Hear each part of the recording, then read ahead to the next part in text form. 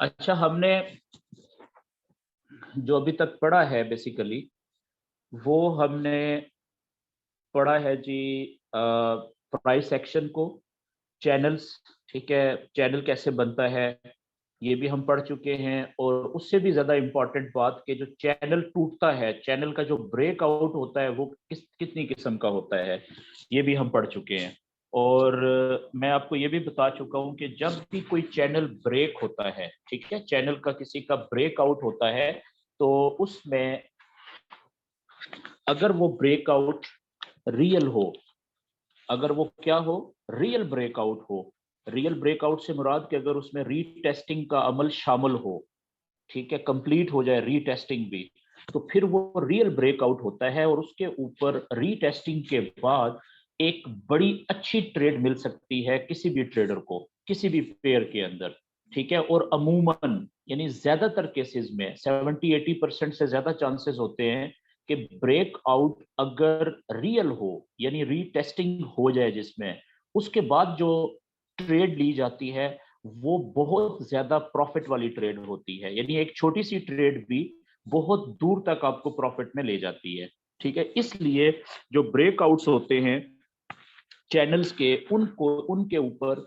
जो ट्रेडर्स होते हैं उनकी खसूसी नजर होती है। तो ट्रेडर्स क्या करते हैं कि डिफरेंट पेयर्स के चार्ट खोल के, ठीक है, उनके ऊपर चैनल बनाते हैं, एक दिन का, 4 घंटे का, फिर वो मल्टी टाइम फ्रेमिंग करते हैं बीच में। जब कोई बड़ा चैनल टूटे, ठीक है, ब्रेक हो बड़ा चैनल और उसमें रीटेस्टिंग भी हो जाए, तो रीटेस्टिंग के बाद जब वो ट्रेड में इंटर होते हैं ना, तो फिर उनको यूं समझ लें कि एक छोटी सी ट्रेड बाज़ औक़ात एक एक हफ्ते का ये प्रॉफिट दे देती है, ठीक है। तो इसलिए ये बहुत ही इंपॉर्टेंट टॉपिक है फॉरेक्स के अंदर जो हम पढ़ चुके हुए हैं कि चैनल क्या होता है, चैनल ब्रेकआउट क्या होता है, फेक ब्रेकआउट क्या होता है, रियल ब्रेकआउट क्या होता है। तो आज जो मैं आपको बताना चाह रहा हूँ एक नई चीज, वो ये है कि अभी तक आपने ये सीखा कि जब भी हम ट्रेड लेंगे, ठीक है, कि ट्रेड हम कहाँ से लेते हैं। अभी तक हमने क्या सीखा है कि ट्रेड हम कहाँ से ले सकते हैं, ये क्वेश्चन है जी एक, ठीक है। तो मे बी इससे ज़्यादा दोस्तों को फ़ायदा हो जाए, तो इसलिए मैं ये लिख रहा हूँ इस तरीके से ताकि हर आदमी को समझ आ जाए। तो क्वेश्चन ये है कि ट्रेड कहाँ से ली जाए, ट्रेड कहाँ से लेनी चाहिए, ठीक है। और अगर मैं इसको मजीद स्पेसिफिक कर दूं, मैं लिखूं यहाँ पे कि बाय की ट्रेड कहाँ से लेनी चाहिए, कौन सी जी, बाय की ट्रेड। बाय, किसी भी चीज को जब आपने बाय करना है तो बाय की ट्रेड कहाँ से ली जानी चाहिए, ये क्वेश्चन है। तो आपका जो नॉलेज अभी तक हमने पढ़ा है उस नॉलेज के मुताबिक दो जगह ऐसी हैं जहां से हम बाय की ट्रेड ले सकते हैं, ठीक है, दोनों नॉलेजेस के मुताबिक। एक तो हमने ये पढ़ा है कि कोई भी स्पोर्ट का लेवल, ठीक है, स्ट्रॉन्ग स्पोर्ट का लेवल, कोई भी स्ट्रॉन्ग स्पोर्ट, स्ट्रॉन्ग स्पोर्ट से मुराद क्या होता है कि कम से कम ये 1 घंटा का चार्ट के ऊपर होना चाहिए या 4 घंटे के चार्ट पे होना चाहिए तो ज्यादा बेहतर है। और अगर 1 डे के चार्ट के ऊपर है फिर तो बहुत ही जबरदस्त है, ठीक है, लेकिन कम से कम 1 घंटे के चार्ट के ऊपर, लेकिन 4 घंटे के ऊपर होगा तो बड़ा जबरदस्त होगा, और एक दिन के चार्ट के ऊपर हो तो फिर तो बहुत ही जबरदस्त होगा। तो ये आपने एक स्पोर्ट का लेवल बनाया हुआ है, स्ट्रॉन्ग स्पोर्ट का लेवल है, ठीक है।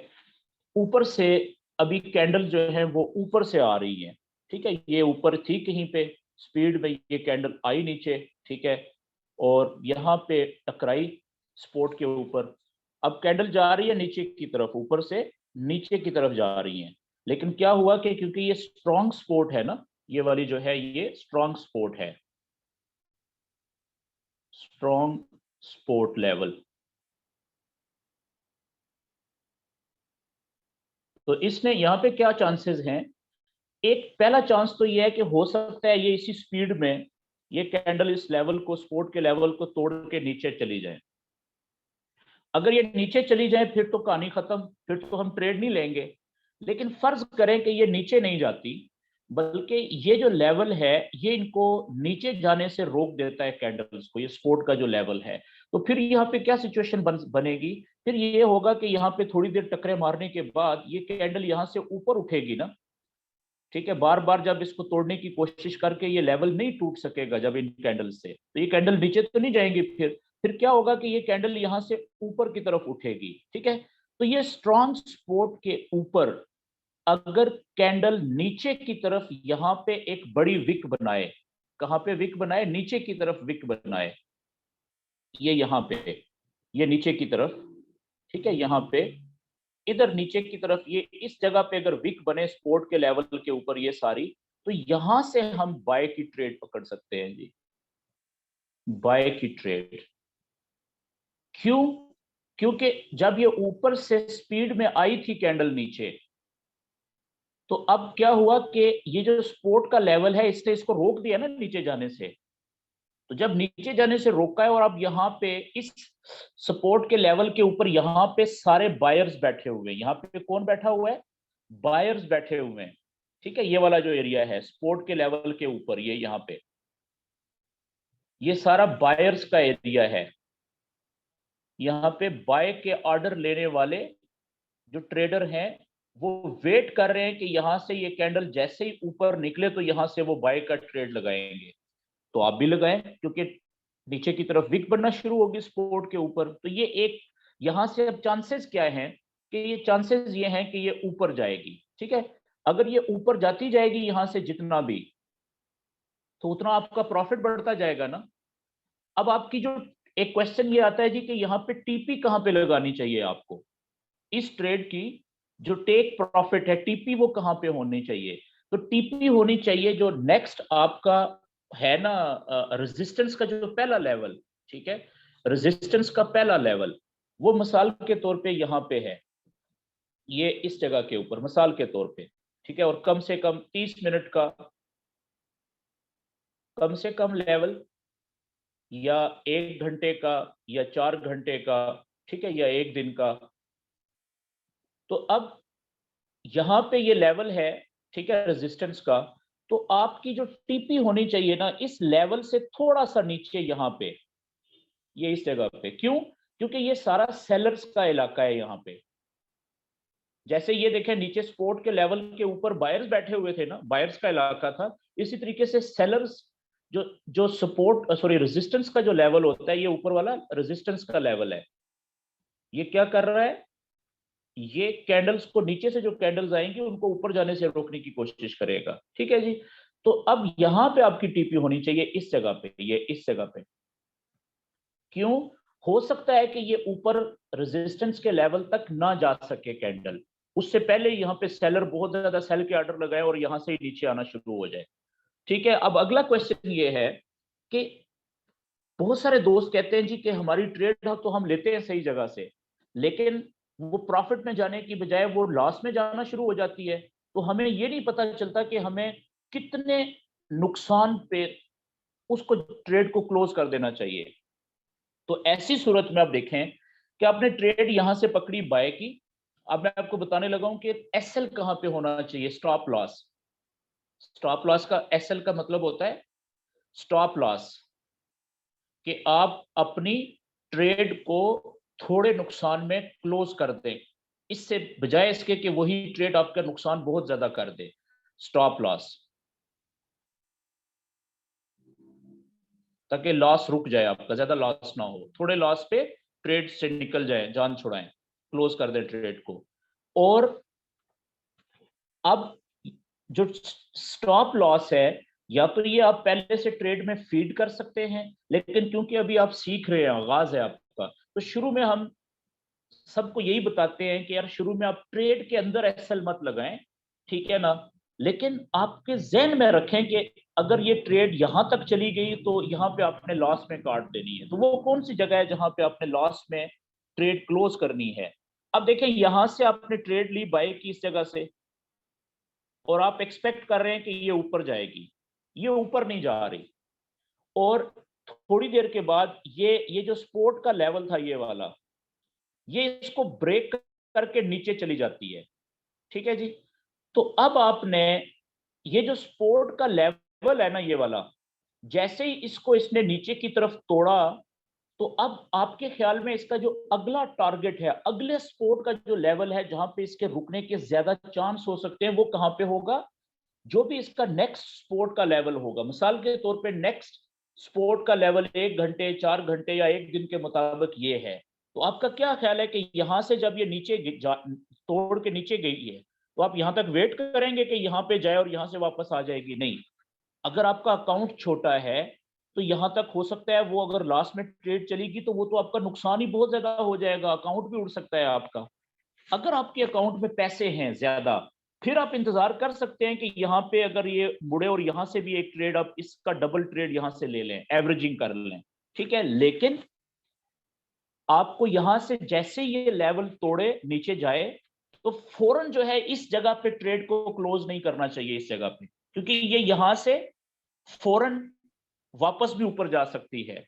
तो कम से कम दो ये वाला, अगर इस जगह पे, ठीक है, इस जगह से इतना सा डिस्टेंस रखें, ठीक है। अगर इससे नीचे जाए ना जैसे ही आपकी ट्रेड लास्ट में, तो फौरन उसको क्लोज कर दें जी।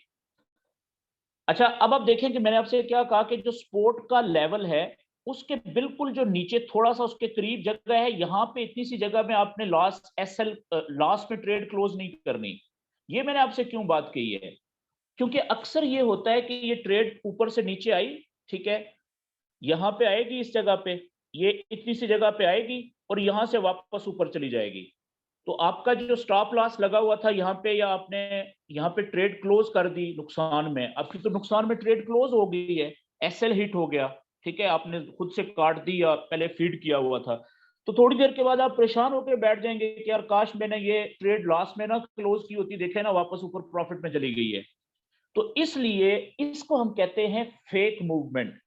ऐसी मूवमेंट प्राइस की या कैंडल्स की जो सिर्फ एसएल हंट करने के लिए होती है, तो वो ज्यादातर थोड़ा सा नीचे आएगी सपोर्ट के लेवल से बाय की ट्रेड में, और नीचे से फिर वापस ऊपर चली जाएगी।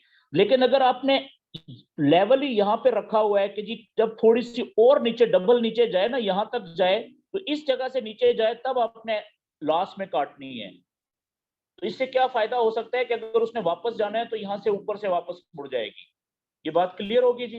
तो इसलिए कोशिश करनी चाहिए कि जो स्टॉप लॉस होता है, ठीक है, वो, अब बाय की ट्रेड की बात कर रहे हैं अभी हम, सपोर्ट के लेवल के नीचे जो दीवार होती है उससे थोड़ा सा फासले पे रखें, बिल्कुल नजदीक में ना लगाएं, ना लॉस में ना काटें, या एसएल नजदीक में ना लगाएं। उसका नुकसान क्या होता है कि अक्सर आप देखेंगे कि सिर्फ आपका एसएल हिट होगा, ट्रेड आपकी नुकसान में कटेगी और फिर वापस प्रॉफिट में चली जाएगी। ठीक हो गया जी, ओके। अच्छा, एक तो ये जगह है जी बाय की ट्रेड लेने की, जो अभी तक हमने जो नॉलेज सीखा है उसके मुताबिक।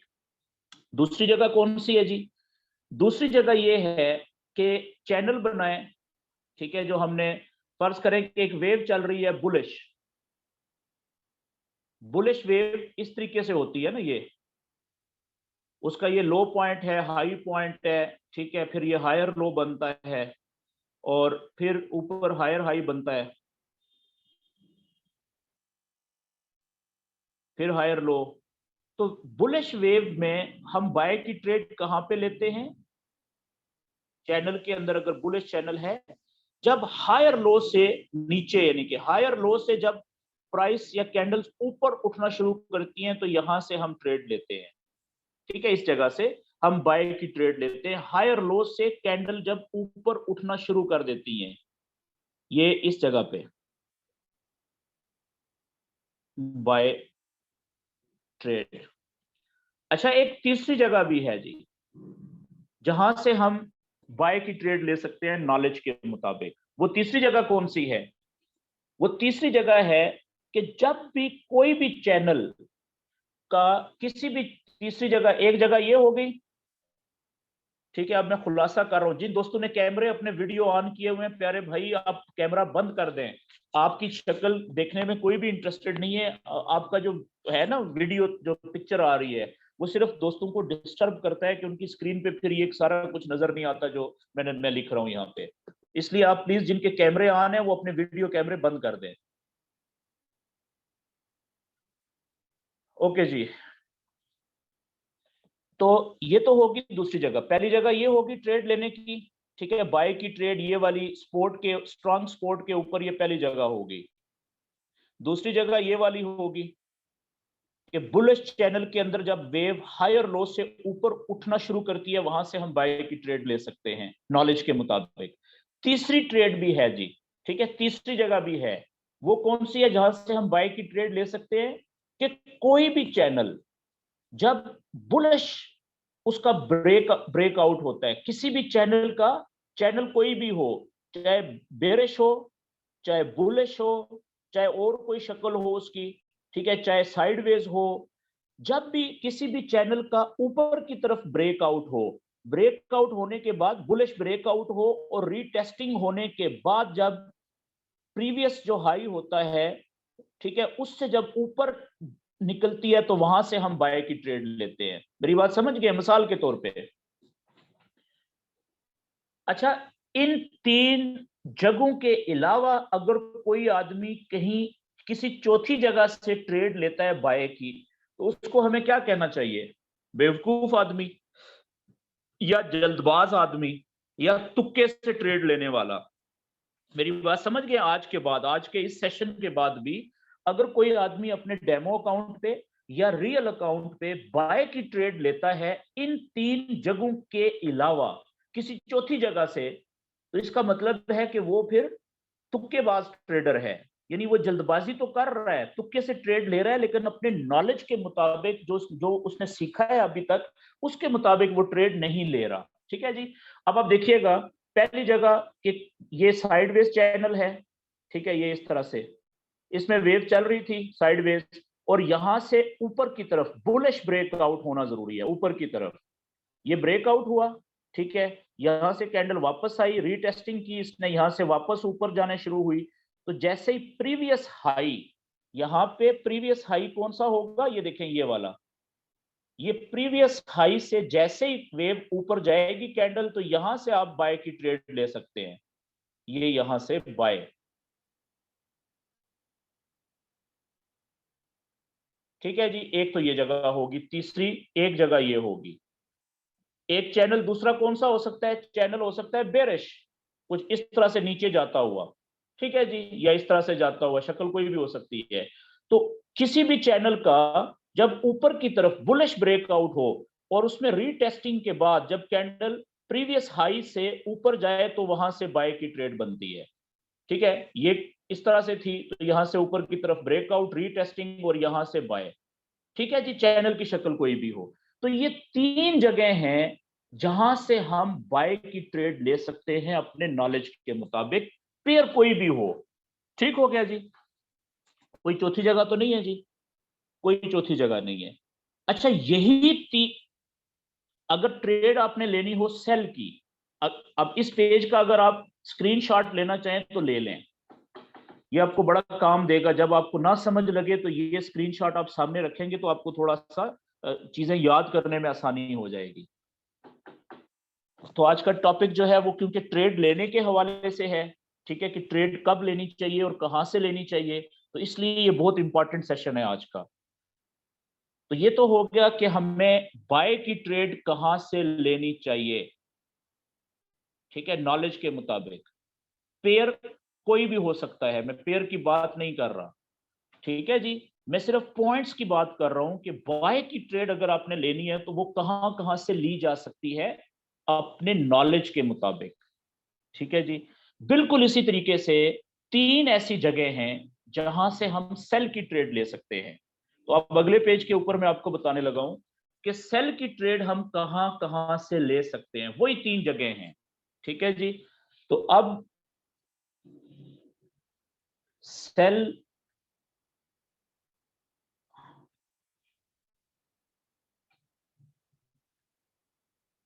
की ट्रेड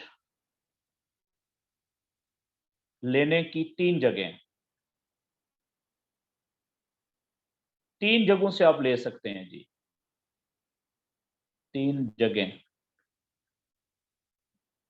पहली जगह, कि स्ट्रॉन्ग रेजिस्टेंस का लेवल है,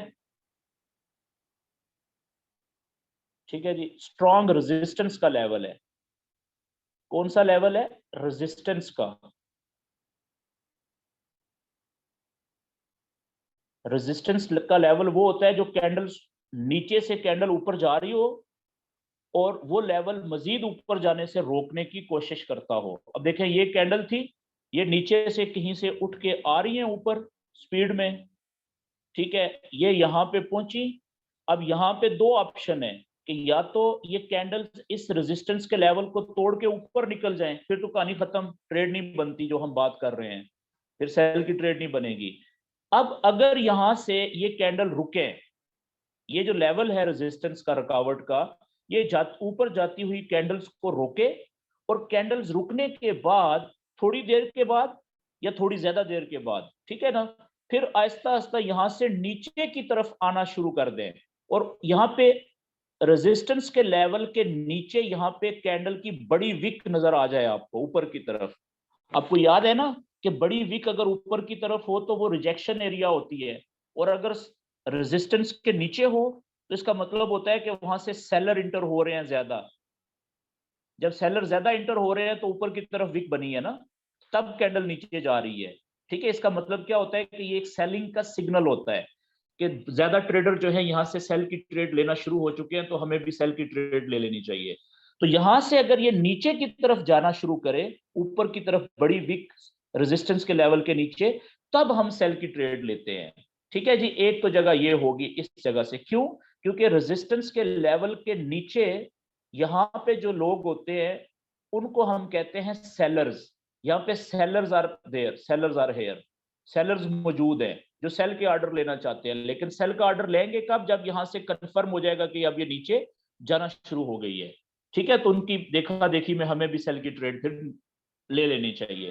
तो ये होगी जी एक जगह सेल की ट्रेड लेने वाली, ये होगी एक जगह कि स्ट्रॉन्ग रेजिस्टेंस के लेवल के नीचे से जब कैंडल नीचे जाना शुरू करे, ऊपर की तरफ विक छोड़े रेजिस्टेंस के लेवल के नीचे, इसका मतलब होता है कि अब यहां से इसके नीचे जाने के चांसेस ज्यादा हैं। क्यों? अगर ये ऊपर जाना होता तो पहले ही निकल जाती ना।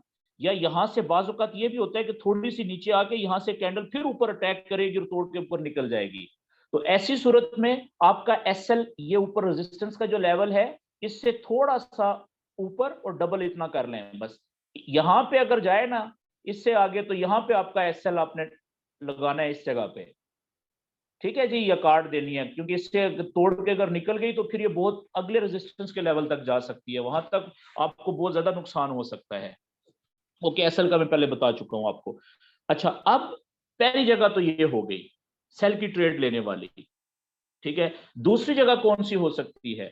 दूसरी जगह हो सकती है वो जगह कि आपने बेरिश चैनल बनाया हुआ है, वेव चल रही है, कौन सी? बेरिश।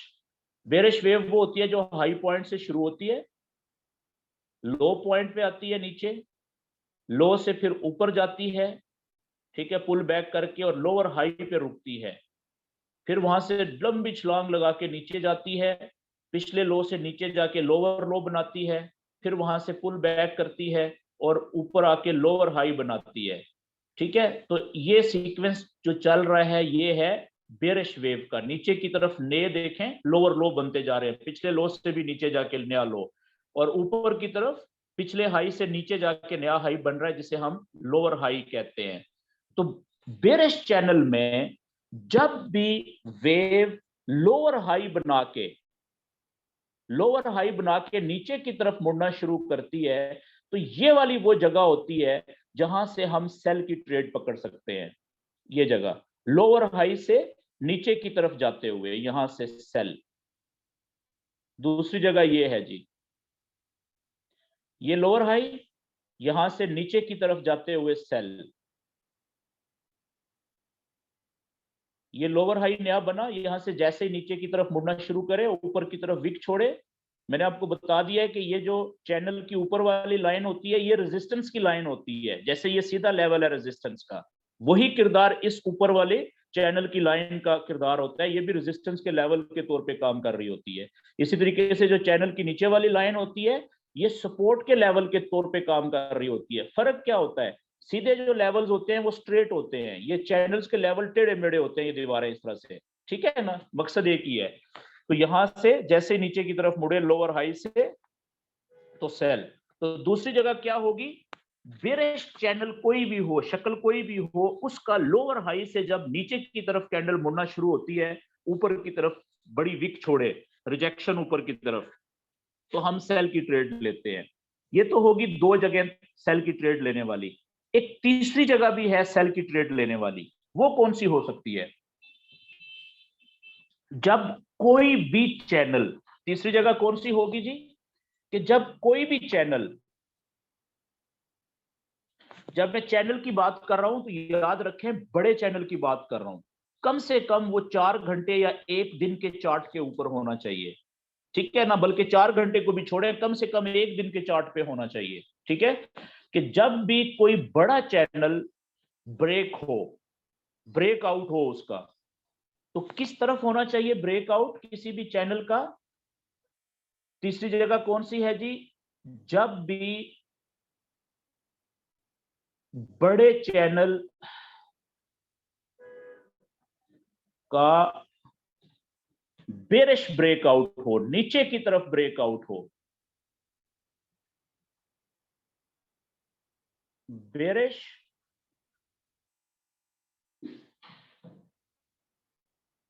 ब्रेकआउट हो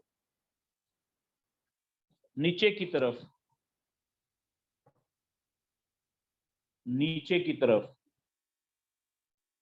तो रीटेस्टिंग के बाद, बस रीटेस्टिंग के बाद, यानी ये कंफर्म होना चाहिए कि अब ये रियल ब्रेकआउट हो गया नीचे की तरफ, तो रीटेस्टिंग के बाद हम सेल की ट्रेड ले सकते हैं, हम सेल की ट्रेड लेते हैं। तो ये तीसरी जगह होगी जी।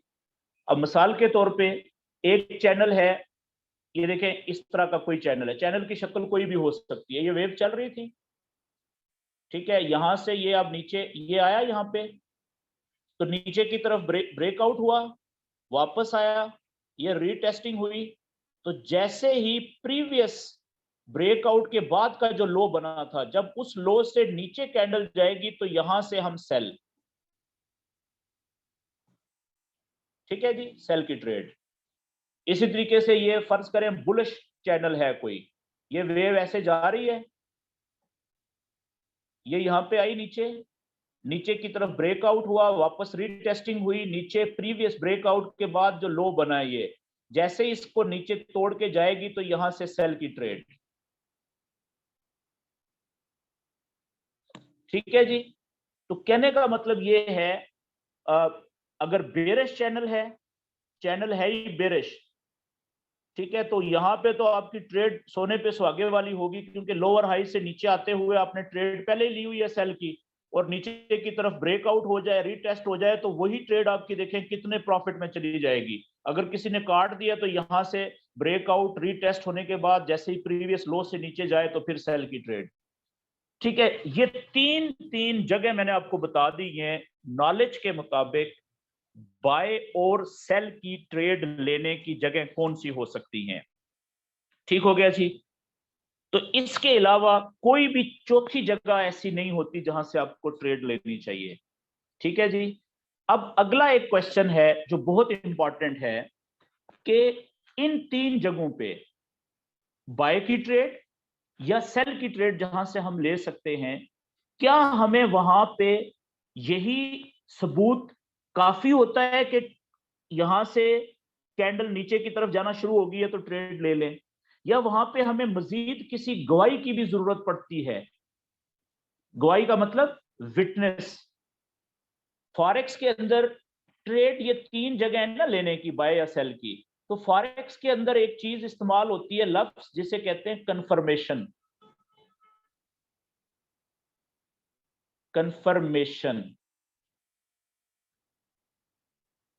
कंफर्मेशन का मतलब होता है विटनेस, दूसरा मतलब इसका यह है विटनेस,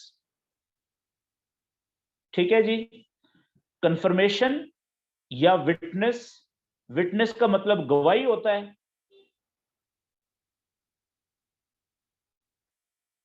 और कंफर्मेशन का मतलब भी तकरीबन यही होता है, पक्की पक्की बात, पक्की बात कह लें, इसका उर्दू में मतलब ये होता है। तो ये देखिए, ट्रेड लेने से इन तीन जगहों के ऊपर, ये तीन जगह जो हैं बाय की या सेल की ट्रेड लेने वाली, तो मैंने आपको एक विटनेस तो ये बता दी कि अगर बाय की ट्रेड ले रहे हैं, अगर ट्रेड है बाय की ले रहे हैं, अगर ट्रेड आप ले रहे हैं बाय की, तो पहली गवाही तो क्या होगी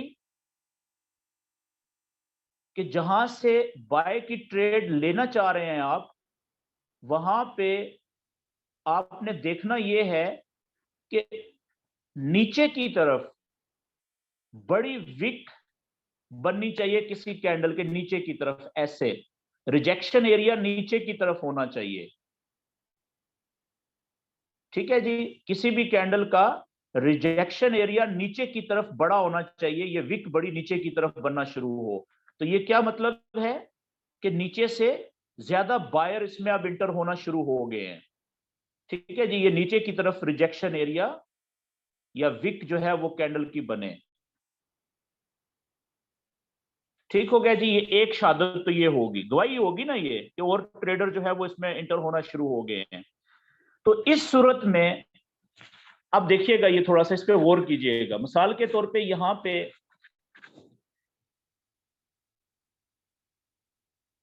ये सपोर्ट का लेवल है या हायर लो भी है, ठीक है ना, या ब्रेकआउट के बाद ऊपर की तरफ, यहां से बुलिश ब्रेकआउट के बाद रीटेस्टिंग के बाद ऊपर उठना शुरू हो रहा है, तो वहां से आप बाय की ट्रेड ले रहे हैं। तीनों जगहों पे जहां से आप बाय की ट्रेड ले सकते हैं।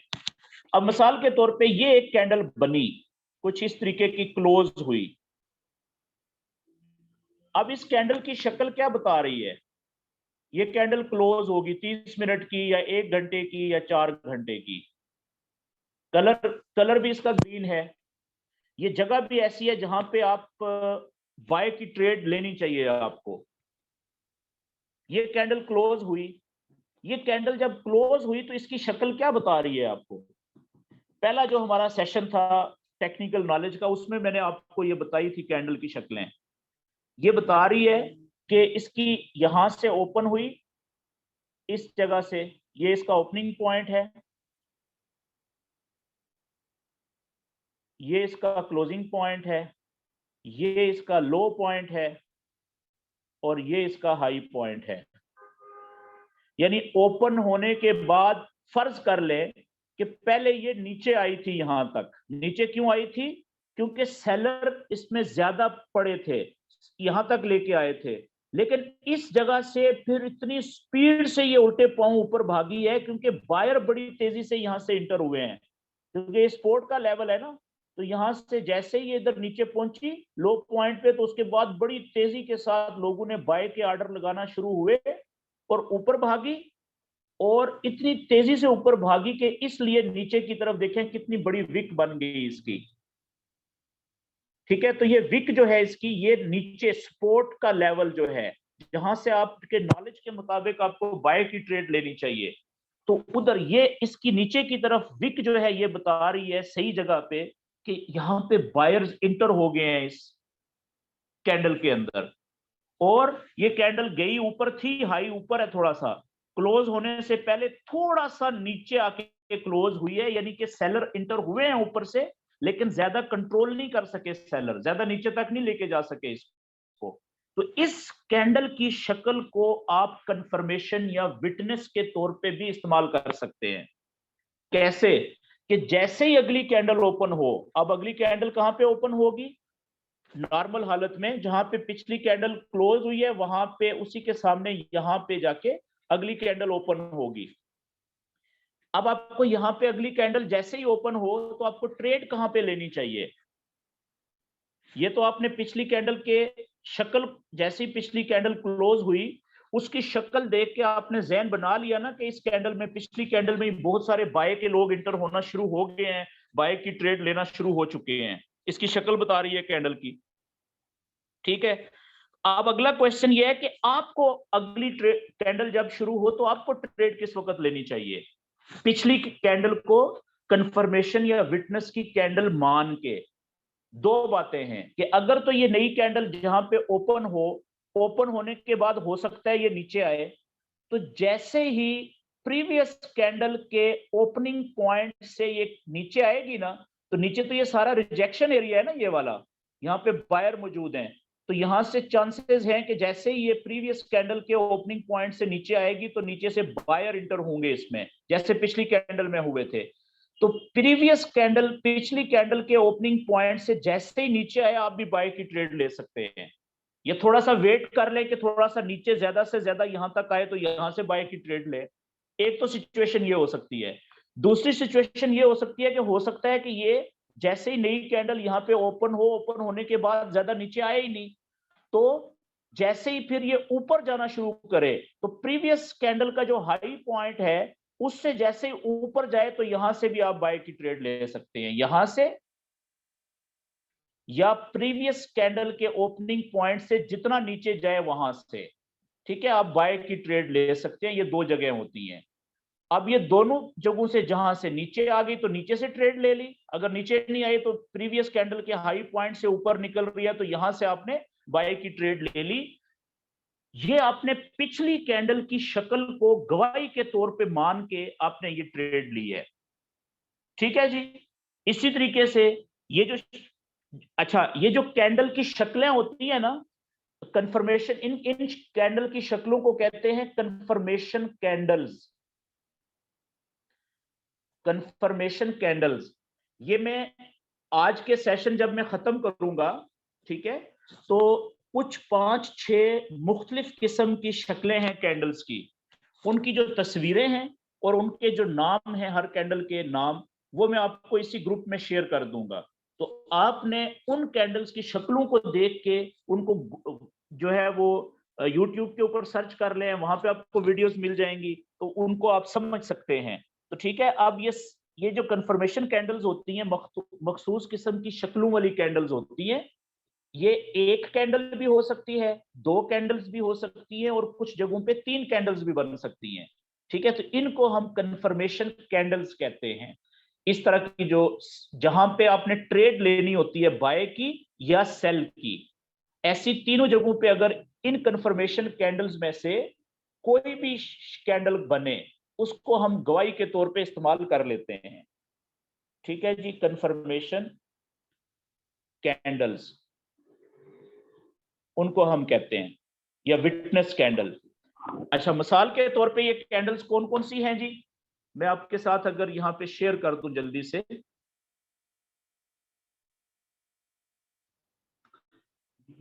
मिसाल के तौर पे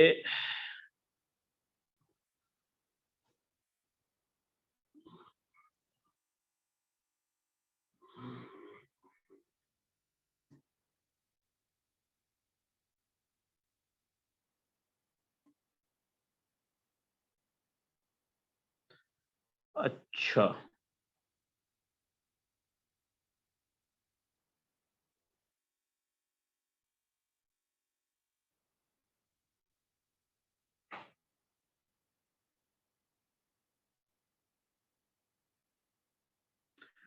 ये मैं दोबारा शेयर करने लगा हूं जी, और ये ले जी, ये आप देखें, ये वाली जो पिक्चर आपको नजर आ रही है, ये पेज जो नजर आ रहा है, ठीक है, इसके ऊपर ये वाली जो कैंडल है, अभी जो मैंने बात की वो ये वाली कैंडल थी, ये वाली शक्ल, कि आप देख रहे हैं, ये एक कैंडल, उसका कलर ग्रीन भी हो सकता है, कलर रेड भी हो सकता है, ठीक है। इसको हम बुलिश ट्वीजर कहते हैं। या ये वाली कैंडल, ये देखें, ये, इसका कलर ग्रीन भी हो सकता है और इसका कलर रेड भी हो सकता है, कलर से फर्क नहीं पड़ता, शक्ल इस तरह की होनी चाहिए। इसको हम हैमर कहते हैं, ठीक है जी। इस तरह की भी हो सकती है, ये वाली भी, ग्रीन कलर की बाइक की ट्रेड जहां से आप लेना चाह रहे हैं, और रेड कलर की भी हो सकती है। और इसी तरीके से 2 कैंडल्स कौन सी बन सकती हैं, ये वाली आप देखें, ये ऊपर बुलिश इनगल्फिंग, ठीक है, तो इनको आप समझ सकते हैं। ये सेल की दो बेरिश इनगल्फिंग जो है, इनगल्फिंग कहते हैं कि पिछली कैंडल को जिसने कवर कर लिया है। ठीक है जी। तो इस तरह की जो शक्लें हैं, मैं इस पे, क्योंकि आप जब इसको देखेंगे ना यूट्यूब के ऊपर, जैसे ये बेरिश इनगल्फिंग है, ये दो कैंडल्स का कॉम्बिनेशन होता है। यहाँ कहाँ पे, जहां पे सेल की ट्रेड लेना चाहते हैं आप, सेल की जो ट्रेड लेने की तीन जगह हैं, वहां पे अगर कहीं पे भी ये दो तरह की कैंडल्स बन जाए, पहली कैंडल ग्रीन कलर की छोटी, उससे अगली कैंडल बड़ी और रेड कलर की नीचे जाती हुई, कम से कम 1.5 गुना ज्यादा इसका होना चाहिए, दूसरी जो रेड कैंडल है इसका, या डबल, ठीक है, 1.5 गुना से ज्यादा होनी चाहिए ये वाली दूसरी। तो इस पेयर को हम कहेंगे बेरिश इनगल्फिंग। ठीक है जी, नाम जरूरी नहीं आप याद रखें। अच्छा, तो अगर मैं ये आपको मैं टोकता हूँ, वो क्या कहता है, एक बार ना आपने पहले भी इस पे लेक्चर दिया था, तो वो काफी ज्यादा नॉलेजेबल था, उसमें अपने मॉर्निंग स्टार का, इवनिंग स्टार, ये सारा कुछ बताया था। तो वो यूट्यूब पे कहीं भी नहीं है, मैं रिपीट करना चाह रहा था, तो आज कर लें या फिर बाद में इससे फायदा थोड़ा टाइम जी लगा के। उमर साहब, जी उमर साहब, ऐसा नहीं है कि YouTube पे कहीं पे भी नहीं मिल रहा, इसका मतलब है आपने प्रॉपर तरीके से सर्च नहीं किया। ठीक है, तो सर आपका मॉर्निंग जो लेक्चर स्टार, था ना, जो आपने कहा था, वो बड़ी जगह से मैंने पता किया, आमिर भाई से, ये वो कहीं पे भी जी अपलोड नहीं, तो इस उमर तरह। भाई, पहली बात तो ये है कि आप बीच में क्वेश्चन ना करें, क्वेश्चन करने हैं एंड के ऊपर। ठीक है, आपने अब क्योंकि कर दिया है, मॉर्निंग स्टार की जिक्र कर दिया है, ये देखें, ये मॉर्निंग स्टार लिखा हुआ है, ये वाला, ये आप देख रहे हैं, ये वाला कॉम्बिनेशन, ये है बाय की ट्रेड लेने की जगह पे अगर इस तरह की तीन कैंडल्स का कॉम्बिनेशन होता है। ये पहली कैंडल बड़ी रेड, ठीक है, और दूसरी ये प्लस के साइन वाली कैंडल, और तीसरी बड़ी ग्रीन कैंडल बने जहां पे इस तरह से। ठीक है, इस तीन कैंडल्स के कॉम्बिनेशन को ऐसी जगह पे जहां पे बने ये कॉम्बिनेशन, जहां पे हम बाय की ट्रेड लेना चाह रहे हैं, तो इस तीन कलर्स, तीन कैंडल्स के इस तरह के कॉम्बिनेशन को हम कहते हैं मॉर्निंग स्टार।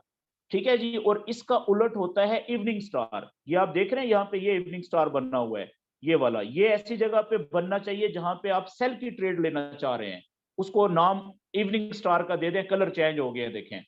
ठीक है जी। तो अब ये चीजें जो है ना, ये नॉलेज सारा यूट्यूब पे भरा पड़ा है। मिसाल के तौर पे आपने कहा जी कि आपको मिला नहीं, मिसाल के तौर पे अभी मैं अगर यूट्यूब पे जाऊं, ठीक है, अब टाइम जाया करने वाली बात है, लेकिन चले मैं भी चेक कर लेता हूं कि आपके क्वेश्चन में कितनी जान है। ये मैं अभी यूट्यूब के ऊपर जाने लगा हूं जी, अपने तसल्ली के लिए। मैं देखता हूं कि क्या मॉर्निंग स्टार, इवनिंग स्टार, या इनको आप कंफर्मेशन कैंडल्स कहते हैं। ठीक है, डिफरेंट कंफर्मेशन कैंडल्स का नाम लिख लें यहाँ पे। अस्सलाम कंफर्मेशन, वालेकुम सर। सर काइंडली यूट्यूब को छोड़ें, आप इधर ही करें स्क्रीन पे। ये चार सारी चीजें यूट्यूब के ऊपर अवेलेबल हैं, बस वो इनको मिली नहीं है। जी भाई, अब अगर मैं कर रहा हूं तो मुझे करने दो ना, क्या ख्याल है आपका? ये आप देखो, मैंने सिर्फ कंफर्मेशन कैंडल्स लिखी हैं भाई, तो बेतहाशा वीडियोस आ गई हैं, ठीक है, यूट्यूब के ऊपर। अच्छा, मॉर्निंग स्टार, इवनिंग स्टार आप लिख ले यहाँ पे, मॉर्निंग स्टार लेकिन साथ आप लिखें कंफर्मेशन कैंडल, या कैंडल भी लिखें साथ। ठीक है, ये देखें कितने आ गई हैं, ये चेक करें, बेतहाशा आ गए हैं, मॉर्निंग इवनिंग, बेतहाशा वीडियोस है मेरे सामने यूट्यूब के ऊपर। ठीक है, और वीडियोस भी 2-2 मिनट की, 3-3 मिनट की। ठीक है ना, हिंदी में भी कई कई वीडियोस है मेरे सामने, ठीक है, उर्दू में यानी कि, तो बिल्कुल मौजूद हैं जी। ये उमर साहब आपके लिए बता रहा हूं कि मौजूद है, आपने यूट्यूब पे सर्च ही नहीं किया सही तरीके से। ओके, सर आगे चलते हैं जी। वो तो ठीक है, वो है आपकी नहीं है ना उधर, हम मेरे को आपसे जी पूछना है। मैं कहा सर आपकी नहीं है ना, जो आपने पहली बार समझाया था उस तरह से कोई भी नहीं थी, है तो बहुत सारी हैं, लेकिन जो आप समझाते हैं उस तरह नहीं है ना कोई भी। चलें, ठीक हो गया जी। अच्छा जी, आगे चलते हैं। अब एक चीज ये तो हो गया जी, कंफर्मेशन का पैटर्न। ठीक है, ये जो अभी हमने पढ़ा है, ये जो सेशन एंड होगा, तो ये पेज जो है मैं आपको शेयर कर दूंगा। ठीक है, ये तो हो गया, इसको हम कहते हैं कैंडल स्टिक पैटर्न्स। इसको हम क्या कहते हैं जी? ये जो कंफर्मेशन कैंडल्स की शक्लें हैं आपके सामने, ज्यादा इंपॉर्टेंट ये है जो यहाँ पे पेज पे दी हुई हैं, इसको कहते हैं डिफरेंट कैंडल्स की, कंफर्मेशन की कैंडल्स के पैटर्न, कैंडल स्टिक पैटर्न इसे कहते हैं। ठीक है, जो बीच में लोग मैसेज करके पूछते हैं जी कि वो जो कैंडल स्टिक पैटर्न होता है वो क्या होता है, कैंडलस्टिक पैटर्न, इस तरह की जो कंफर्मेशन कैंडल्स की शक्लें होती है मखसूस, इसको कहते हैं। ये आपके पास आ जाएगा। अच्छा, अब आज मैं एक नई चीज आपको कंफर्मेशन की दूसरी चीज बताने लगा हूं, ये बहुत इंपॉर्टेंट है। जरूरी नहीं है कि आप सब दोस्तों को इसकी ज्यादा अच्छी समझ आए, ठीक है। जो दोस्त प्रैक्टिस कर रहे हैं नॉलेज के मुताबिक, ठीक है, अपने नॉलेज को जो सीख रहे हैं उसको चार्ट के ऊपर अप्लाई करने की कोशिश कर रहे हैं, ठीक है, उनको बहुत अच्छी समझ आएगी इस चीज की। तो ये आज जो मैं अभी आपको, बड़ी ये एडवांस चीज है जी, ठीक है, इस लेवल के ऊपर कोई भी नहीं सिखाता ये, ठीक है, पैसे लेके भी। लेकिन मैं आपको फ्री में सिखाना चाह रहा हूँ, सिर्फ उन दोस्तों के लिए जो वाकई सीरियसली सीख रहे हैं, और ये जो सीख रहे हैं नॉलेज और उसकी प्रैक्टिस भी करते हैं, उसको अप्लाई करने की प्रैक्टिस बार बार कर रहे हैं, इसका मतलब है वो सीरियस हैं ट्रेडिंग में। तो उनके लिए मैं बताना चाह रहा हूं, ये भी एक कंफर्मेशन का पैटर्न है जी, ठीक है। अगर एक कंफर्मेशन आपको मिल गई बाय की जगह या सेल की जगह से कैंडल्स की, कैंडलस्टिक पैटर्न की, और दूसरी कंफर्मेशन आप ले लें जिसको हम कहते हैं डाइवर्जेंस, मैं लिखने लगा हूं यहां पे, ये बहुत इंपॉर्टेंट है, एक लफ्ज डाइवर्जेंस।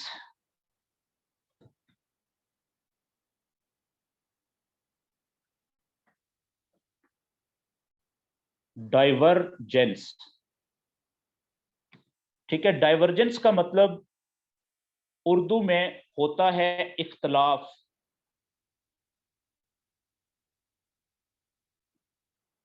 ठीक है जी।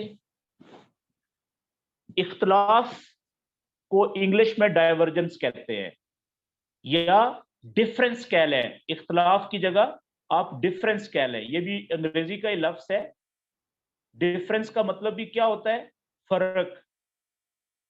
आप जो बात कर रहे हैं, अगर वो दूसरा आदमी उसके उलट बात करे, या दूसरा आदमी आपकी बात से इत्तेफाक ना करे, तो कहते हैं कि जी डिफरेंस है, आपकी बात में और मेरी बात में फर्क है, ठीक है, यानी इख्तलाफ है। जब आप किसी एक बंदे की बात को ना तस्लीम करें, तो इसको इख्तलाफ या डाइवर्जेंस या डिफरेंस कहते हैं। तो फॉरेक्स की जुबान में इख्तलाफ के लिए हम इस्तेमाल करते हैं जी डाइवर्जेंस का लफ्ज, ठीक हो गया जी।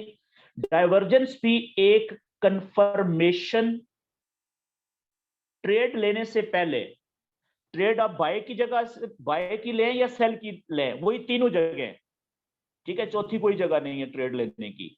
तो उन तीनों जगहों में से किसी भी जगह से बाय की या सेल की ट्रेड लेने से पहले जो दूसरी कंफर्मेशन आप देख सकते हैं, वो ये देख सकते हैं कि डाइवर्जेंस यहां पे है कि नहीं है, ठीक है, ये भी कंफर्मेशन है। कंफर्मेशन या विटनेस के तौर पे इस्तेमाल होती है फॉरेक्स में डाइवर्जेंस, ठीक है, और बहुत ज्यादा इस्तेमाल होती है, और ये कैंडलस्टिक पैटर्न से भी ज्यादा इस्तेमाल होती है दुनिया में, ठीक है जी। और इसके ऊपर जो चांसेस होते हैं ना प्रॉफिट के, वो 70 टू 80% तक होते हैं, या बाज औकात इससे भी ज्यादा इसकी एफिकेसी या एक्यूरेसी इतनी ज्यादा होती है इसकी। तो आप खुद अंदाजा लगा लें कि फिर ये क्या जबरदस्त चीज है डाइवर्जेंस। तो आज का जो मेरा दूसरा टॉपिक है वो ये है। अच्छा, इसका जी मैं आपको थोड़ा सा समझ लें कि डाइवर्जेंस होती क्या है। देखें, डाइवर्जेंस का मतलब होता है इख्तलाफ। इख्तलाफ हमेशा दो बंदों में पैदा होता है। आप अगर अकेले बैठे हुए हैं अपने कमरे में, और अकेले ही आप बड़बड़ा रहे हैं, बातें कर रहे हैं, ठीक है ना, आप तो बात कर रहे हैं लेकिन दूसरा बंदा कोई नहीं है सुनने वाला जो आपकी बात सुने, तो किसी का इख्तलाफ होगा आपकी बात सुन के? नहीं हो सकता ना। तो इख्तलाफ के लिए भी कम से कम दो बंदों का होना जरूरी होता है, कि एक बंदा सुने, उसकी बातें दूसरे बंदे को बुरी लगे, तो तब वो कहेगा कि नहीं भाई मैं आपकी बात नहीं मानता, तब इसको कहेंगे कि इख्तलाफ पैदा हो गया है या डिफरेंस पैदा हो गया है। तो फॉरेक्स में भी इख्तलाफ, डाइवर्जेंस के लिए दो चीजों का होना जरूरी है। तो वो दो चीजें कौन सी होंगी जी? मैं लिख देता हूं यहां पे कि जो डाइवर्जेंस है ना, डाइवर्जेंस के लिए एक चीज तो हमारा चार्ट हो गया। पहली चीज जो है वो हमारा जो चार्ट है किसी भी पेयर का जिसपे कैंडल्स चल रही है, एक चीज तो वो होगी जी चार्ट, तो दूसरी चीज कौन सी होगी?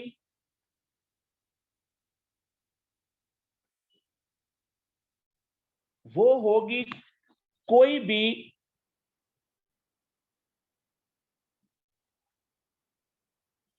मोमेंटम वाला इंडिकेटर।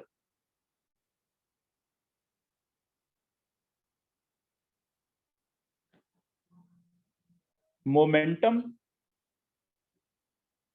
वाला इंडिकेटर। अच्छा, इंडिकेटर क्या होता है? कुछ दोस्तों को तो पता होगा, जो पुराने हैं, फॉरेक्स का कुछ नॉलेज रखते हैं। इंडिकेटर, ठीक है जी।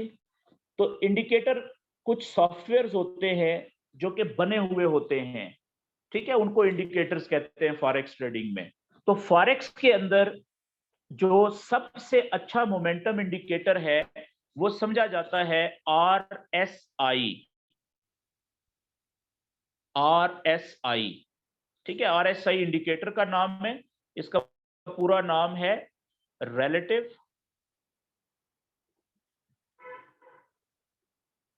Strength index. पूरा नाम याद रखने की जरूरत नहीं है, ठीक है जी। सिर्फ RSI ये याद रख लें। तो हम क्या करेंगे कि अभी चार्ट इस्तेमाल करेंगे किसी भी पेयर का, और चार्ट के साथ साथ उसी पेज में हम RSI भी इस्तेमाल करेंगे इंडिकेटर। एक चार्ट चल रहा होगा ऊपर कैंडल्स इस तरीके से, और नीचे RSI का इंडिकेटर का कुछ हिसाब किताब चल रहा होगा। तो जहां पे हम देखेंगे कि दोनों का फर्क आ जाए, दोनों में चार्ट कुछ और कहे और RSI इंडिकेटर कुछ और कहे, वहां पे इख्तलाफ पैदा हो जाएगा ना, तो उसको हम डाइवर्जेंस कहेंगे। मिसाल के तौर पे ये आप देखें कि इस पेज के ऊपर मैंने चार्ट लगा दिया है जी, कैंडल्स वाला, ठीक है। कैंडल्स में वो बता रहा है कि यहां से ये हाई पॉइंट है, वेव हाई से आई लो पे, लो पे गई, यहां पे गई लोअर हाई, ठीक है। और यहां से इसने देखें क्या बनाया है, यहां पे पिछले लो से नीचे जाके लोअर लो, यहां पे रुक जाए थोड़ी देर के लिए। अब चार्ट क्या बता रहा है, कैंडल्स ने ये एक लो बनाया था और उससे आगे नया लोअर लो बनाया है, उस पिछले लो से भी नीचे जाके, ठीक है। ये बता रहा है चार्ट, मिसाल दे रहा हूं, ये हमें चार्ट बता रहा है, कैंडल्स बता रही हैं कि लो और अगला लोअर लो पिछले लो से भी नीचे जाके बना है। लेकिन अगर RSI यहां पे हमने लगाया हुआ हो, आगे मैं बताऊंगा आपको RSI अभी लाइव लगा के, ठीक है। RSI क्या बताए, RSI का जो चार्ट है वो ये बताए कि यहां से तो ठीक है, हाई से शुरू हुआ, यहाँ पे ये हाई है, जिस तरह से ऊपर बना बिल्कुल कैंडल्स की तरह मैच किया, ये इसने लो बनाया। अब यहां से ये गया ऊपर, तो गया यहाँ पे, ठीक है, यहाँ पे लोअर हाई भी बनाया इसने इधर। लेकिन अब जब ये नीचे आया तो अब ऊपर देखें जो कैंडल्स हैं उन्होंने पिछले लो से नीचे जाके लोअर लो बनाया ना, नीचे जाके। लेकिन यहां पे फर्ज करें कि RSI का यहां पे रुक जाता है, तो RSI के चार्ट के ऊपर पिछले लो से नीचे जाके इसको रुकना चाहिए था ना, लोअर लो बनना चाहिए था। लेकिन इसने RSI के ऊपर तो उलट बना दिया है। यहां पे आप देखें ऊपर जो चार्ट है वो क्या कह रहा है, लाइन लगाए ना, यहां से पिछले लो से नीचे जाके कहीं नया लोअर लो है। लेकिन जो RSI है उसका पिछला लो से ऊपर जाके उसने बनाया है ये वाला, तो ये तो हाई पॉइंट ही कहलाएगा ना ये वाला, इसको लोअर लो तो नहीं कह सकते आप। अब देखें इस जगह पे, सेम इसी जगह पे, ठीक है, चार्ट कुछ और कह रहा है, चार्ट कह रहा है जी कैंडल्स वाला चार्ट के लो के बाद लोअर लो बना है। लेकिन RSI क्या कह रहा है, लो के बाद लोअर लो नहीं बना बल्कि हाई बना है। तो इख्तिलाफ पैदा हो गया ना, ठीक है। यानी चार्ट ने बनाया लो और लो के बाद उसने बनाया अगला नीचे जाके लोअर लो। ये चार्ट बता रहा है कि ये डायरेक्शन नीचे की तरफ है, आरएसआई बता रहा है नहीं, लो तो बना था यहां पे, ठीक है सेम, लेकिन उसके बाद लोअर लो की बजाय अगला जो पॉइंट हाई बना है, लोअर लो नहीं बना। तो आरएसआई मोमेंटम इंडिकेटर है, वो किसकी डायरेक्शन बता रहा है, ऊपर की। तो याद रखें ज्यादा चांसेस ये हैं कि इसके बाद जो मार्केट, जो प्राइस ने मूव करना है वो ऊपर, जिधर आरएसआई बता रहा है ना उधर ज्यादा चांसेस है इसके मूव करने के। इसको हम इख्तलाफ कहते हैं, डाइवर्जेंस इसको कहते हैं, ठीक है जी। या दूसरी डाइवर्जेंस किस तरह की हो सकती है, एक सिचुएशन ये हो सकती है कि मिसाल के तौर पे ये बनाया लो पॉइंट चार्ट में कैंडल्स ने, लो से ये बना हाई, हाई के बाद ये बना हायर लो, हायर लो के बाद बना यहां पे हायर हाई, ठीक है। ये तो हो गया चार्ट का, कैंडल जो बता रही है, ठीक है, मूवमेंट कैंडल की। लेकिन नीचे आप आ जाएं, आरएसआई वो लो तो उसी जगह पे बना रहा है जहां पे ऊपर इसने बनाया था, लो के बाद हाई भी बनाएगा उसी जगह पे, ठीक है। लेकिन नीचे हो सकता है हायर लो भी यहां पे ही बने जहां पे उसने बनाया, ये हायर लो भी उसी जगह पे बने।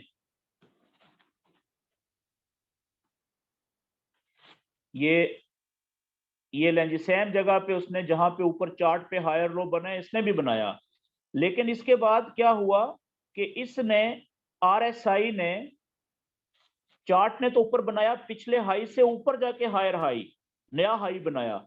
लेकिन आरएसआई जो है हो सकता है कि यहाँ पे हायर हाई बनाने की बजाय यहाँ पे रुक जाए। तो आप देखें पिछले हाई से भी नीचे इसने ये लो बन गया है, ये इख्तलाफ आ गया ना, इसको डाइवर्जेंस कहते हैं। किस में आया है, चार्ट में, कैंडल्स में और आरएसआई के ग्राफ में, दोनों ग्राफ्स में फर्क आ गया। अब यहाँ पे आप देखें पहला हाई बना था और उसके बाद अभी ये हायर हाई बन गया, कैंडल्स कह रही हैं कि ऊपर जा रही है, बुलिश मोमेंटम है। लेकिन आरएसआई जो इंडिकेटर है वो कह रहा है भाई पिछला हाई तो बना था लेकिन उसके बाद ये तो नीचे ही क्लोज हो गया है, ऊपर तो गया ही कोई नहीं है। तो इसकी इंडिकेशन कौन सी बन रही है इंडिकेटर की, ये कह रहा है भाई नीचे की तरफ जा सकता है। ये बात समझ लगी, इसको डाइवर्जेंस कहते हैं जी, इख्तलाफ। अब आखिरी बात में यहाँ पे करके फिर मैं लाइव चार्ट के ऊपर इसको अप्लाई वहां पे ढूंढते हैं ना कि वहां पे कैसे हमें मिलेगा। ये आरएसआई भी अप्लाई करते हैं। याद रखें कि आरएसआई क्या है, मोमेंटम इंडिकेटर। मोमेंटम कहते हैं रफ्तार को, रफ्तार की ताकत को, ठीक है जी। अब यहां पे कैंडल्स को देखें तो कैंडल बता रही है कि पिछला हाई ये बना था, अब ये अगला हाई बन गया है, तो ये तो बुलिश चैनल है ना। ये कुछ इस तरीके से देखें, ये बुलिश चैनल बन गया हुआ है, ऐसा ही है। तो लेकिन जो मोमेंटम इंडिकेटर है वो बता रहा है कि ये बेशक कैंडल ने हायर ये हाई बनाया है, लेकिन असल में इसके ऊपर जाने की रफ्तार अब कम हो गई है। अब रफ्तार वो नहीं रही, इसमें ताकत नहीं रही ऊपर जाने की। अब किसी भी वक्त ये प्राइस नीचे आ सकती है, ये बता रहा है देखें इंडिकेटर आरएसआई। इसको डाइवर्जेंस कहते हैं। बिल्कुल इसी तरीके से यहां पे आप ये जो पिछली हमने मिसाल दी है इसमें आप देख लें कि कैंडल बता रही है लो और उसके बाद अगला पिछले लो से भी नीचे जाके नया लो, लोअर लो। तो कैंडल्स क्या बता रही हैं कि ये तो बेरिश मोमेंटम चल रहा है, बेरिश चैनल बन रहा है, प्राइस नीचे जा रही है, अगला चांस है कि इससे भी नीचे जाके नया लोअर लो बन सकता है, ऐसा ही है ना। लेकिन इंडिकेटर क्या बता रहा है कि भाई लो तो बना था लेकिन लोअर लो कैंडल्स ने तो बना दिया चार्ट पे, लेकिन उसके अंदर नीचे जाने की रफ्तार या मोमेंटम ज्यादा नहीं है। इंडिकेटर कह रहा है कि भाई अब किसी भी वक्त नीचे जाने का मोमेंटम चेंज हो सकता है, ये ऊपर की तरफ जाना शुरू कर सकता है। मेरी बात समझ गए जी, इसको हम डाइवर्जेंस कहते हैं। ओके, जरूरी नहीं है आपको सारी बातें समझ आ गई वो जिस तरीके से मैं समझाना चाह रहा हूं, ठीक है। कुछ जो रह गई हैं बातें वो हम लाइव चार्ट के ऊपर आपको समझ आएंगी। अब चलते हैं जी लाइव चार्ट के ऊपर। मिसाल के तौर पे हम इन्वेस्टिंग पे जाके कोई चार्ट ओपन करते हैं, गोल्ड की बात कर लेते हैं या किसी भी पेयर की, investing.com,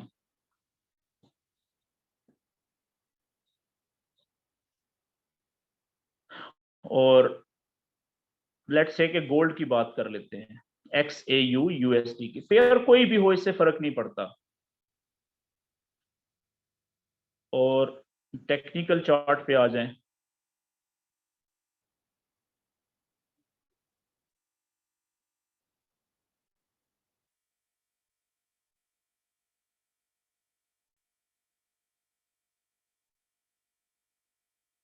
तो सबसे पहले आपने कोशिश करें कि कम से कम 1 डे का चार्ट, जब डाइवर्जेंस इस्तेमाल करनी है ना, तो कम से कम 1 डे या उससे भी छोटा इस्तेमाल कर रहे हैं तो 4 घंटे का लाजम यूज करें, कम से कम 4 घंटे का चार्ट। ठीक है जी, ये तो हो गया देखें चार्ट। ठीक है, अब इसके ऊपर ये खाना है, ये ऊपर देखें छोटा सा ग्राफ बना हुआ है यहाँ पे, इस ग्राफ के ऊपर इंडिकेटर्स लिखा हुआ है, यहाँ पे आप क्लिक करें तो यहाँ पे जो इंडिकेटर्स आ गए हैं, इनका सर्च बार में यहाँ पे लिखे हैं RSI। ठीक है जी, ये पहला इंडिकेटर देखें, ये आ गया रिलेटिव स्ट्रेंथ इंडेक्स, इसको आप क्लिक कर दें। जैसे ही आप इसको क्लिक करेंगे ना, तो ये जिस तरीके से, ये देखें, ये एक नीचे लाइन है, ये वाली काली लाइन, इस लाइन से ऊपर ये हद है, ये बाउंड्री है, इससे लाइन से ऊपर चार्ट है हमारा कैंडल्स वाला, और इस लाइन के नीचे हमारा RSI है, ये देखें इंडिकेटर। ठीक है, RSI की जो सेटिंग होती है ना, वो ये RSI बेसिकली एक पट्टी का नाम है, जिस तरह से ECG की पट्टी होती है ना, उसी शक्ल की देखें, यहां से लेके RSI की पट्टी का जो निचला लेवल होता है, ये डॉट्स वाली लाइन है, ये 30 पे सेट होता है, ऑटो पे 30 पे, और ऊपर वाला जो डॉट्स वाली इसकी लाइन है, लेवल ऊपर वाला, ये 70 पे फिक्स होता है, और इन दोनों लेवल्स के बीच में ये एक RSI की लाइन है जो टेढ़ी मेढ़ी आपको बीच में नजर आ रही है, तो ये चल रही होती है, इसको RSI की लाइन कहते हैं। ठीक है जी, ये RSI की पट्टी है, बीच में 70 लेवल ऊपर वाला होता है उसका, और 30 का लेवल नीचे वाला होता है, और बीच में ये RSI की लाइन है। देखें ऊपर जो कैंडल चल रही है ना, कैंडल पे माउस रखें तो देखें लाइन खुद ब खुद नीचे RSI की लाइन का जो मुंह है वहां पे आ गई है। इसका मतलब है कि ये जो RSI की लाइन है, ये हमारी जो अभी लाइव कैंडल चल रही है उसके साथ जुड़ी हुई है, इसकी मूवमेंट उसके साथ होती है। ये बात क्लियर होगी यहां तक? ओके, अब मैंने आपसे क्या कहा कि आप समझने के लिए शुरू में बेहतर ये है कि आप कम से कम 4 घंटे या 1 दिन का चार्ट इस्तेमाल करें। हमने क्या देखना है जी? हमने देखना है डाइवर्जेंस कहां पे पैदा हुई है, इख्तलाफ कहां पे पैदा हुआ है, किसमें, चार्ट में, और RSI की जो लाइन देखें ऊपर, अगर ये जो चार्ट है, इसने कैंडल्स ने लोअर लो या हायर हाई बनाए हुए हैं, या लो हाई पॉइंट बनाए हुए हैं, तो नीचे देखें ये RSI की लाइन ने भी तो बनाए हुए हैं ना, ये भी तो बन रहे हैं। ठीक है ना पॉइंट्स, तो हमने इनमें देखना है कि एक जैसा ही तरीके से चल रहे हैं या कि कोई इख्तलाफ वाली बात भी है। अब आप देखें यहाँ पे, थोड़ा सा इसको छोटा कर लें ताकि इस तरीके से ना यहाँ पे पीछे हम जाते हैं। ठीक है, तो सबसे पहले आपने जो डाइवर्जेंस ढूंढनी है ना, आपने उन जगहों पे ढूंढने की कोशिश करनी है जहां पे RSI की लाइन या तो 70 का जो ऊपर वाला लेवल है वहां पे टच कर रही हो, या उससे करीब करीब हो, या वो थोड़ा ऊपर हो। जैसे देखें ये है यहाँ पे, ये आप देख रहे हैं इस जगह पे, थोड़ा सा मैं इसको आगे लेके चलता हूं, ये इस जगह को, ये जगह देखें, ये वाली जगह। ठीक है जी, अब यहाँ पे जहां पे मैंने ये RSI नीचे से गया ना लाइन ऊपर, ये देखें। ठीक है, बल्कि चले मैं थोड़ा सा आगे करके इसको जूम इन करता हूं ताकि इसका साइज बड़ा हो जाए, ताकि आप सब दोस्तों को क्लियर नजर आए। ये लें जी, ये अब क्लियर नजर आ रहा है। ये आप देखें, ये RSI की लाइन जा रही है, ये इस जगह पे गई, रुकी यहाँ पे 70 के लेवल के बिल्कुल ऊपर जाके तकरीबन, ये देखें यहाँ पे। ठीक है, और इसी जगह के ऊपर आप देखें कि ऊपर कैंडल्स रुकी हुई हैं कहाँ पे, यहाँ पे मैं निशान लगा देता हूं, ये जगह, ये जगह और ये जगह RSI की सेम है जी। ठीक है जी, अब देखिएगा मैं माउस फिर रखता हूं, ये यहाँ पे मैंने माउस रखा तो ऊपर देखें बिल्कुल वही पीक बनी है ना, जो आरएसआई की लाइन ने पीक बनाई, ऊपर वही पीक उसी जगह पे किसने बनाई है, कैंडल्स ने, ठीक है, जहां पे मैंने नीला दायरा लगाया है।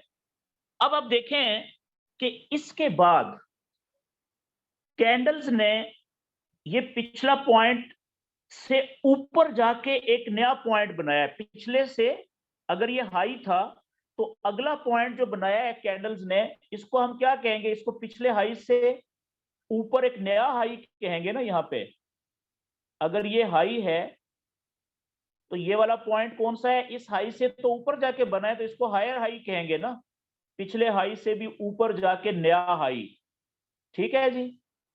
लेकिन नीचे आप देखें कि जहां पे ऊपर कैंडल्स ने हायर हाई बनाया है, एग्जैक्ट उस जगह के ऊपर जो आरएसआई की लाइन है, क्या उसने भी पिछले पॉइंट से ऊपर जाके हायर हाई बनाया है, एग्जैक्ट उसी जगह के ऊपर।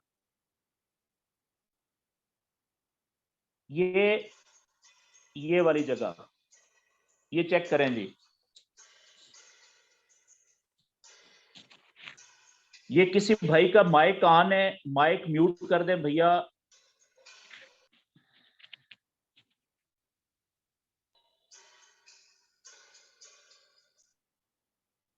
चलें एक सेकंड, मैं म्यूट कर देता हूं सबको।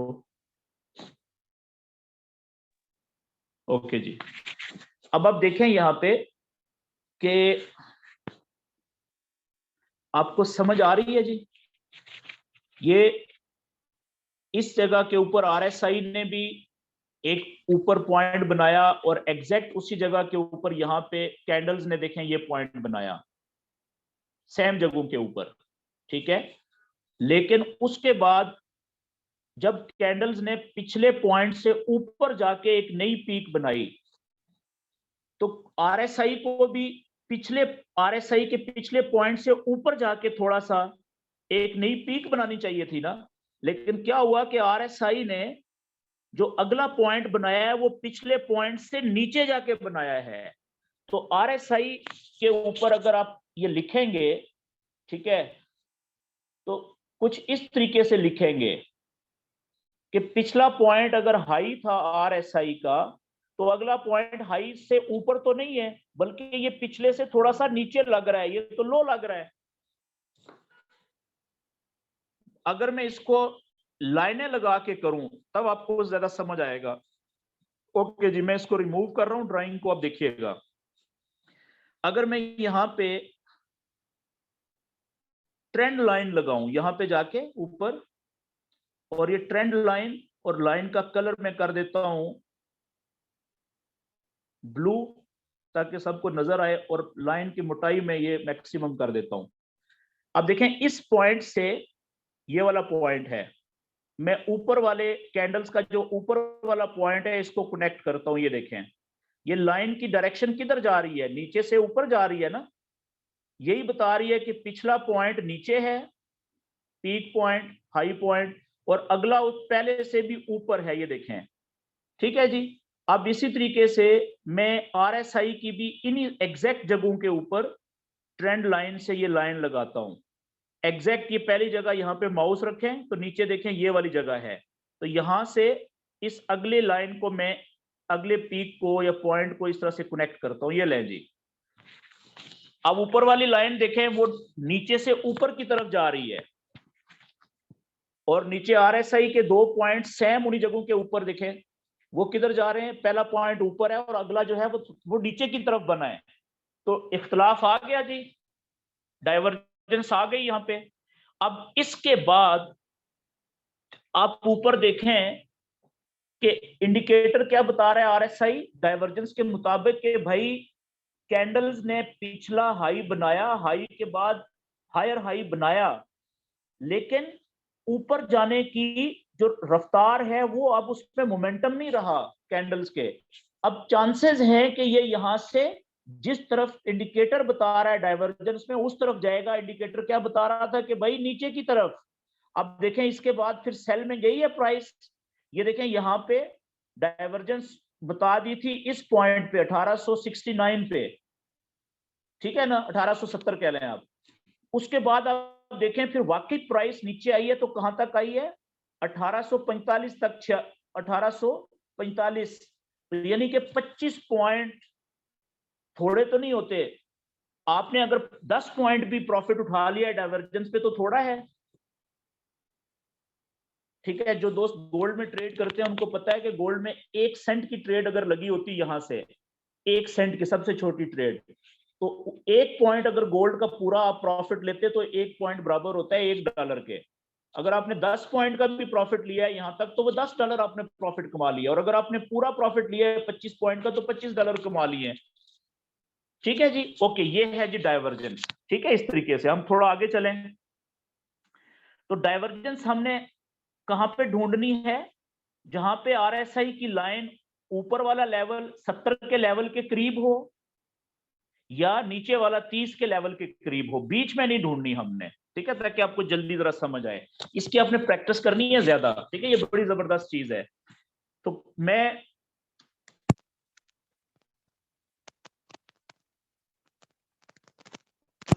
एडवांस किस्म का, ठीक है, इसके ऊपर ये एक सेशन में नहीं हो सकता पूरा, ठीक है। तो चले इसमें जो कुछ चीजें रह जाएंगी वो मैं कोशिश करूंगा।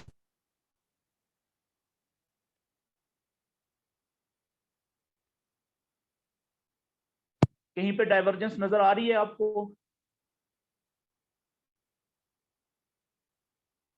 ओके, आगे चलते हैं।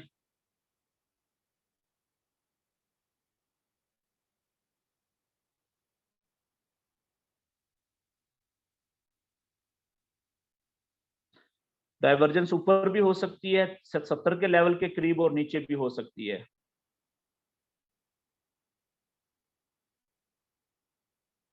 हाँ जी, ये आप गोल्ड के ऊपर आ जाएं, सॉरी लाइव जो चल रहा है चार्ट यहाँ पे देखें एक डाइवर्जेंस क्लियर नजर आ रही है जो पैदा हो रही है। कौन सी है जी? ये आप देखें कि ये गोल्ड ने 4 घंटे के चार्ट के मुताबिक इस पॉइंट पे एक पॉइंट बनाया कैंडल्स ने। कैंडल्स इस पॉइंट के बाद अगला पीक बना चुकी हैं पिछले से ऊपर जाके, ठीक है। लेकिन मैं लाइनें लगाता हूं, आप देखें इसी जगह के ऊपर जो है आरएसआई, ठीक है, उसने डाइवर्जेंस क्रिएट दे दी हुई है, उसने डाइवर्जेंस क्रिएट कर दी हुई है। वो कैसे, मैं लाइन लगा के आपको वाज़ा करता हूं।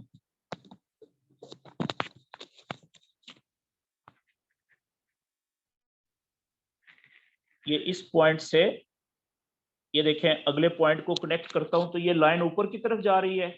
सेम इसी जगह के ऊपर आप आ जाएं आरएसआई की लाइन के ऊपर, तो यहां से इस जगह से अगली जगह को कनेक्ट करें तो ये कुछ इस तरीके से बन रही है। ये देखें, ये क्या हुआ कि कैंडल्स कह रही हैं कि पिछला, अगर ये ये हाई पॉइंट था पिछला, तो कैंडल्स ने पिछले हाई से ऊपर एक नया हायर हाई बना दिया है,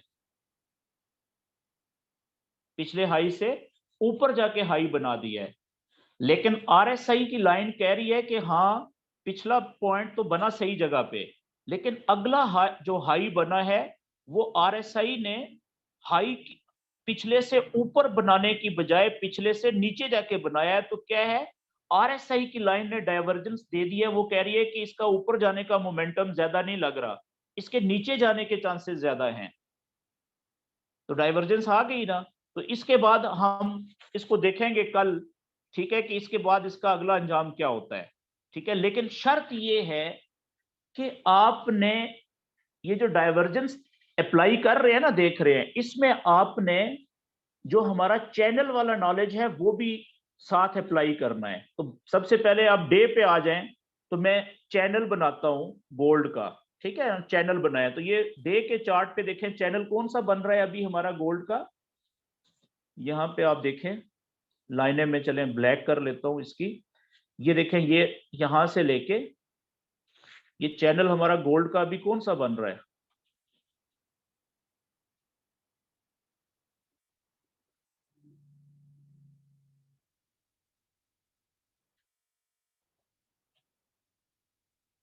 फिर आपको सही समझ लगेगी इसकी चैनल बना के। ये देखें बेरिश चैनल बन रहा है जी, और चैनल की ये ट्रेंड लाइन होगी बेरिश चैनल की। और अब मैं नीचे वाली लाइन बना लेता हूँ।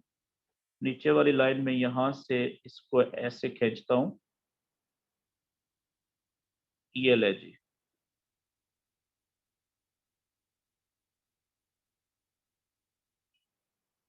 ये ले। ये देखिए कितनी डे के चार्ट के मुताबिक कितनी जबरदस्त वेव चली हुई है। ठीक है जी, bearish wave, high low, lower high, lower low, lower high, फिर लोअर लो। ठीक है, उसके बाद अब ऐसी जगह पे गोल्ड पहुंचा हुआ है चैनल के, वन डे के चार्ट के, बेरिश चैनल के बिल्कुल। ये अच्छा, इसको छोटे चार्ट पे देखें, ये ब्रेक कर रहा है इस वक्त। ये वन डे का चार्ट है, इसको आप लेके आए 1 घंटे के चार्ट पे। तो अब चैनल का नॉलेज हमारा क्या कह रहा है, चैनल का नॉलेज कह रहा है कि ये तो ब्रेकआउट हो चुका हुआ है ऊपर की तरफ। यहाँ पे ये काली लाइन है चैनल की ऊपर वाली, इस कैंडल ने ब्रेकआउट किया, ब्रेकआउट करके देखें ये रीटेस्टिंग हो रही है यहाँ पे, ये देखें वापस आके ब्रेकआउट। तो इसका मतलब है कि अब हमने देखना ये है कि इधर ये रीटेस्टिंग हो रही है ब्रेकआउट की। और 4 घंटे के चैनल में अगर देखें टाइम फ्रेम में, तो 4 घंटे में भी आप देखें ये ब्रेकआउट हुआ इस कैंडल ने। ठीक है, और उसके बाद अगली कैंडल ने ऑलमोस्ट रीटेस्टिंग की हुई है, बेशक छोटी रीटेस्टिंग है लेकिन रीटेस्टिंग की हुई है इसने। और अब रीटेस्टिंग के बाद ये कैंडल नीचे से ऊपर जा रही है। तो जैसे ही ये प्रीवियस हाई से ऊपर निकलेगी, तो यहां से लोग अगर निकली तो बाय की ट्रेड लगाना शुरू कर देंगे।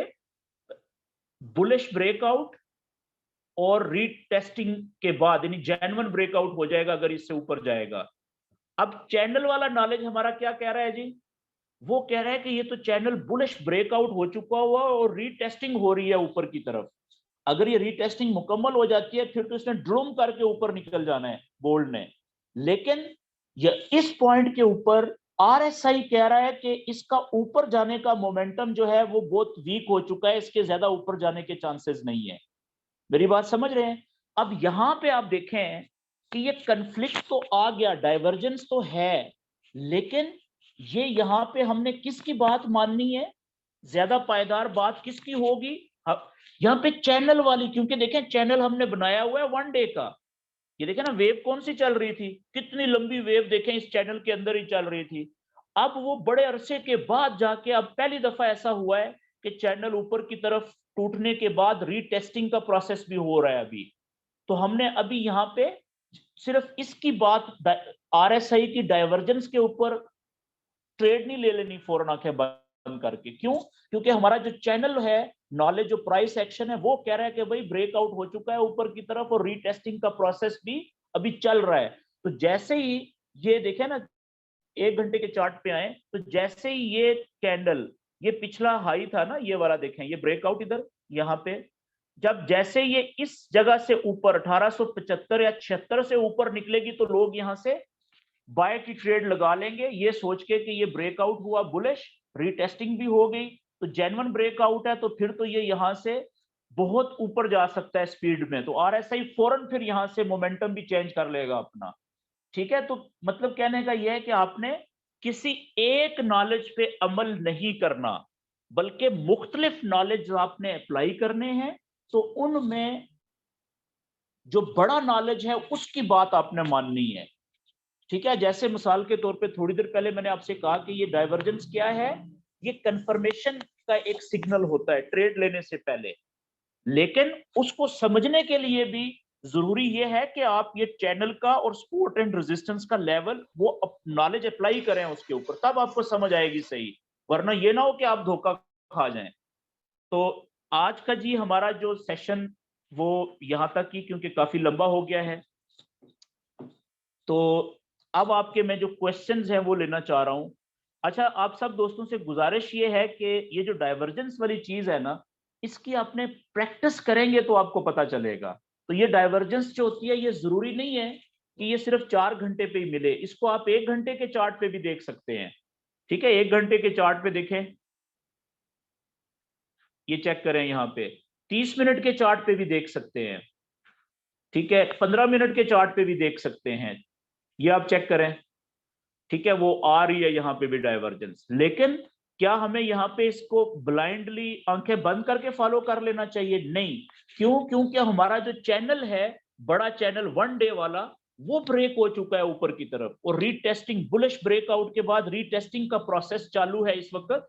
अगर हम इसको देखें छोटे टाइम फ्रेम में, 1 घंटे में देखें, तो देखें ये कितना क्लियर नजर आ रहा है कि रीटेस्टिंग का प्रोसेस आधे से ज्यादा तकरीबन मुकम्मल हो रहा है, आधे से ज्यादा गुजर चुका हुआ। ये चेक करें, ये देखें यहां से ब्रेकआउट हुआ था ऊपर की तरफ, फिर कितने घंटे तक ये रीटेस्टिंग चली, और देखें कैंडल्स नीचे आई जरूर, लेकिन चैनल के अंदर, लेकिन क्लोज हुई है चैनल के बाहर जाके, और अब देखें वापस ये कैंडल ऊपर जाना शुरू हो रही है। तो जैसे ही ये वाली जो कैंडल है जो अभी ऊपर जा रही है, ये या इससे अगली कोई भी कैंडल, जैसे ही हमारे, ये मैं लेवल बनाता हूं यहाँ पे, जैसे ही प्रीवियस हाई ब्रेकआउट के बाद जो हाई बना था वो ये लेवल है, जैसे ही इस लेवल से ये ऊपर निकलेगी ना इस जगह से, तो लोग यहाँ पे बाय की ट्रेडें लेना शुरू कर देंगे जी। और उसके बाद फिर ये जो बाय की, इसके चांसेस हैं बहुत ऊपर जाने के। क्यों? आपको पहले बता चुका हूं कि ब्रेकआउट है, तो रीटेस्टिंग के बाद, यानी ब्रेकआउट अगर जेन्युइन है तो ट्रेडर तो वेट कर रहे हैं इसका कि एक दफा ये लेवल तोड़ के ऊपर तो निकले एकदम से, वो धड़म करके बाय की ट्रेड में इंटर होंगे। फिर अगला इसका टारगेट कौन सा हो सकता है? ठीक है, गोल्ड के जो ट्रेडर है या प्रैक्टिस कर रहे हैं, तो यहाँ पे ये 1 डे का चार्ट है, इसका जो अगला टारगेट होगा वो फिर इसका कम से कम होगा 1809 1810 ये वाला। क्यों? क्योंकि ये इसका रेजिस्टेंस का लेवल बन रहा है 1 डे के मुताबिक। ये चेक करें, ये वाला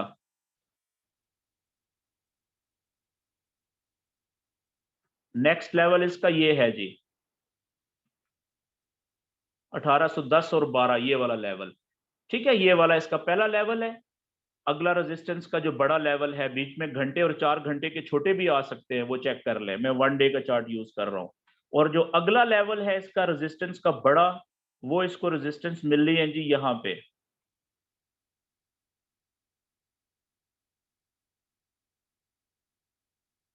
ये लें जी, ये लेवल मैंने बना दिया है। इसको 4 घंटे में देख लें, ज्यादा बेहतर समझ आ जाएगी। ये लें,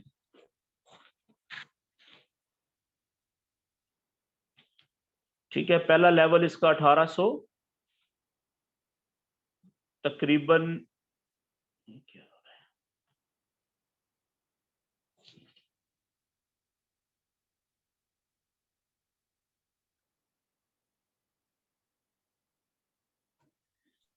1806 से लेके 1812 तक है जी पहला रेजिस्टेंस का, और जो दूसरा इसका बड़ा रेजिस्टेंस है वो है 1832 से लेके 1836 के दरमियान में, ठीक है, गोल्ड की। तो इस वक्त ये बड़ा जबरदस्त क्रिटिकल पॉइंट के ऊपर है गोल्ड, उन ट्रेडर के लिए जो नॉलेज को इस्तेमाल करके बैठे हुए हैं। तो ये आपके सामने देखे मैंने, ये इसको मैं अभी RSI को डिलीट करता हूँ, हटाता हूँ यहाँ से, ताकि ये बड़ी जबरदस्त इस वक्त सिनेरियो बन रहा है।